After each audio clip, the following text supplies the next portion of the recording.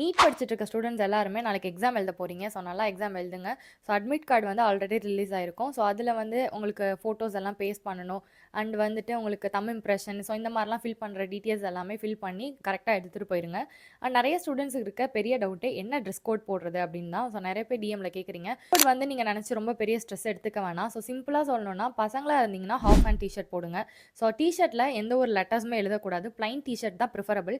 So shirt போட்டுக்கலாம். Maximum T shirt வந்து okay. இல்லை நான் ஷர்ட் தான் போட்டு போவேன் அப்படின்னு யாராவது இருக்கீங்க அப்படின்னா செக்குடு ஷர்ட்டோ அந்த மாதிரிலாம் போடாமல் பிளைன் ஷர்ட்டாக போட்டு போங்க.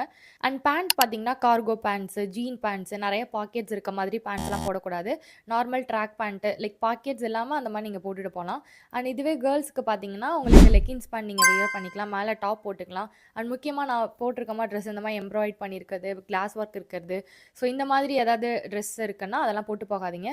அண்ட் கேர்ள்ஸ் முக்கியமாக காலர் வச்சு போடுறத அவாய்ட் பண்ணிக்கலாம். அதுக்கப்புறம் நிறைய பட்டன்ஸ் இருக்க மாதிரி இந்த மாதிரி டிசைன் ஒர்க் இருந்துச்சுன்னா ஸோ அந்த மாதிரி ட்ரெஸ் எல்லாம் போடாதீங்க.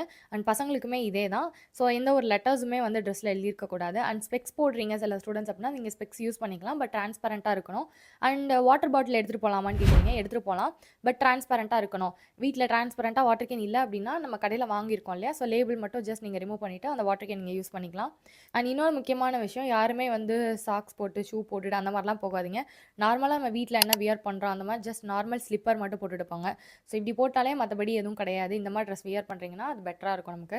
ஸோ ஷால் போடுறது இந்த மாதிரிலாம் வேணாம். அண்ட் கேர்ள்ஸ் முக்கியமாக ஜுவல்லரி ஐட்டம்ஸ் போடுறீங்க, இயரிங்ஸ் அதெல்லாம் சின்னதாக போட்டு போங்க.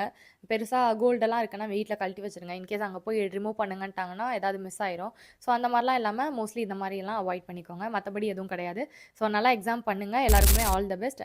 அண்ட் கண்டிப்பாக இந்த வீடியோ உங்கள் ஃப்ரெண்ட்ஸ் எல்லாருக்கும் ஷேர் பண்ணுங்கள். யூஸ்ஃபுல்லாக இருக்கும். ஸோ வீடியோக்கு ஒரு லைக் பண்ணிவிட்டு இந்த மாதிரி நிறைய இன்ஃபர்மேஷன்ஸ்க்கு என் பேஜையும் ஃபாலோ பண்ணிக்கோங்க.